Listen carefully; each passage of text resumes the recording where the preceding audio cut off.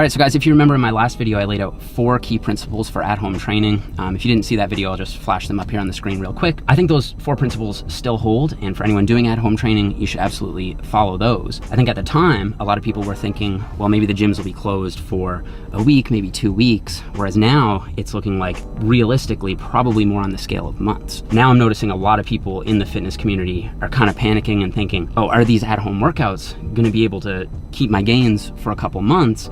And what do I do at this point? Here are my brief thoughts. Basically, I think it really depends on your level of advancement. I would split this up into 2 separate categories. The first category would be beginners to early intermediates. So people who have 0 to, let's say, like 2 years of training experience. I really don't think you have much to worry about. And this is what the literature shows us as well. In that last video, what I showed was a study showing that when you take 3 weeks completely off from the gym, you do lose a bit of muscle, but you gain it back quite quickly.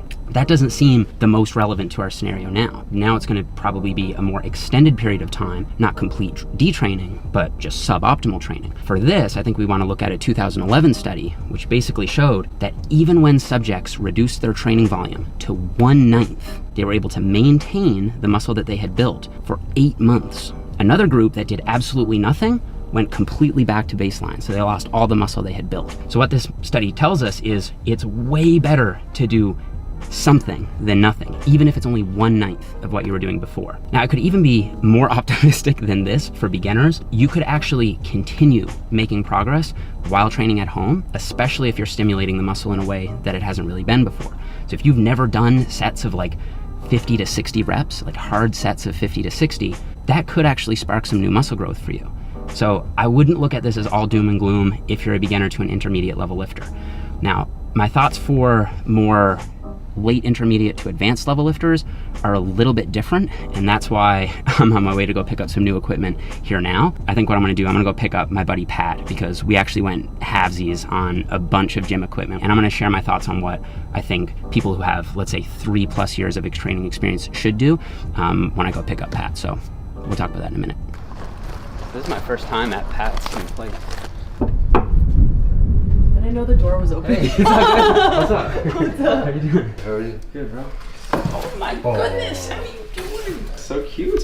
How are you doing, buddy? Hey, He's probably really hyper. She can go for a walk. Where are we setting up this gym, bro? You want to see it? Yeah.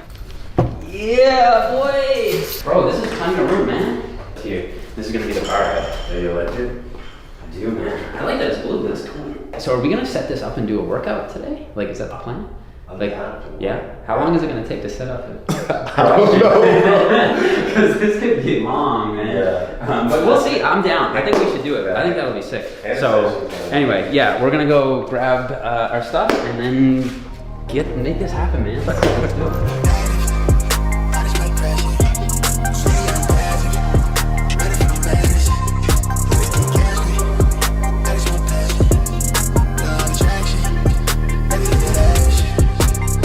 So guys, we need to run back to my place and grab a wrench. Turns out you do need some tools to put together a home gym. So I'll go grab my toolbox, grab the dumbbells that are at my place, and then back to business. This was gonna be my like more minimal gym option. So like, I still think this is fairly reasonable. So this is a pull-up bar that I didn't actually assemble. I decided I don't need that with the power rack that we've got. Different levels of dumbbells and bands. And I would say that's probably pretty good for most people, especially as the time period gets longer. So anyway, we're gonna move this over to the garage. So let's move.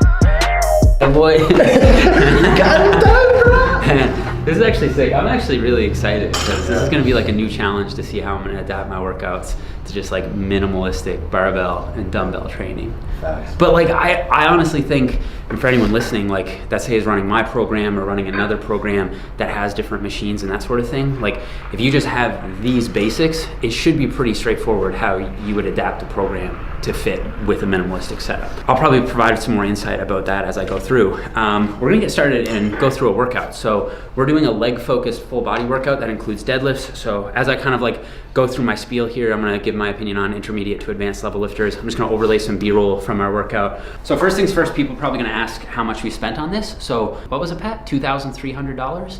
So we decided to split it between the two of us. So we got all this stuff for $2,300. I also already bought the dumbbells that you guys saw from my place, and I think that was another $250.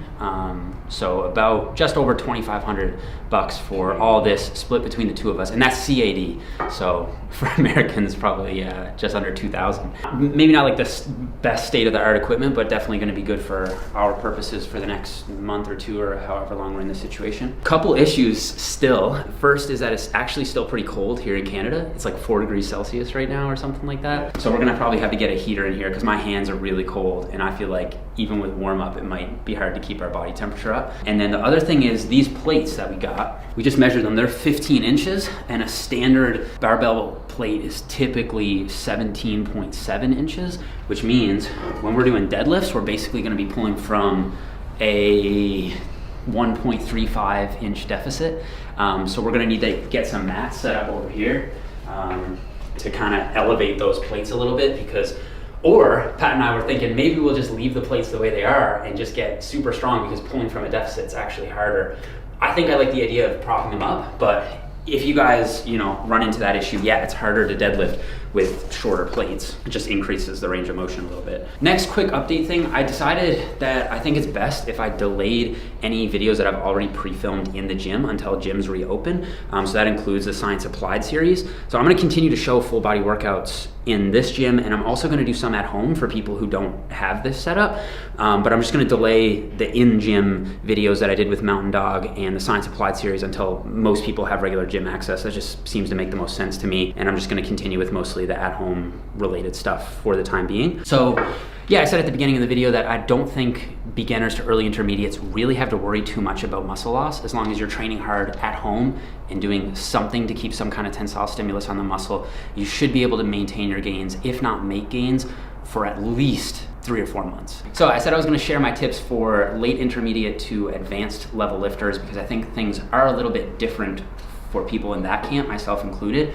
So just like it's harder to continue making progress as a more advanced lifter, I think it's also easier to lose progress as a more advanced lifter. And part of that is probably because it just takes so much more volume and so much more stimulus to make progress. And if you really ease off on that stimulus, the muscle will probably be more likely to go away. So I have 3 bits of advice for people in that camp. My first bit of advice would be that if you can afford it, getting a simple setup, something like we did here with some basic barbell equipment and some dumbbells, is probably a good idea. I think for late intermediate to advanced level lifters, just doing the kind of high rep at home workouts might not be able to cut it to maintain all your muscle mass past those first few weeks. Now, if you can't do that for whatever reason, I was lucky enough to have a friend who has a garage that was not being used, so I'm lucky in that sense.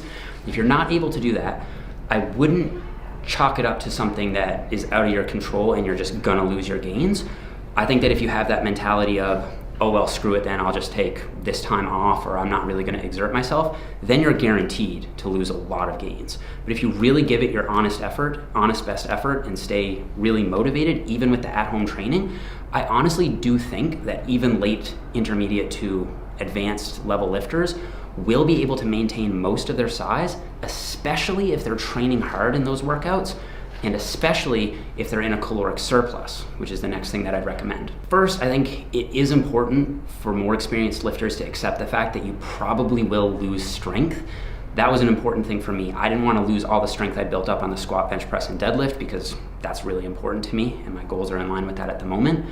But if I wasn't able to do this, I'd have to accept the fact that because strength is so specific, meaning you have to lift heavy if you want to maintain your strength, I would accept that I'm going to lose some of that strength, focus on doing the higher rep at home stuff, and just focus on maintaining my muscle mass. And then based on the muscle memory research that we have, we know that that strength will rebound pretty quickly once you get back to regular lifting again. So just focus on the hypertrophy, don't worry about the strength too much, and don't get demotivated. Now, my third bit of advice would be to enter a caloric surplus, consider it a bulk, accept the fact that you're gonna put on a bit of fat, but that's really gonna help attenuate your muscle loss.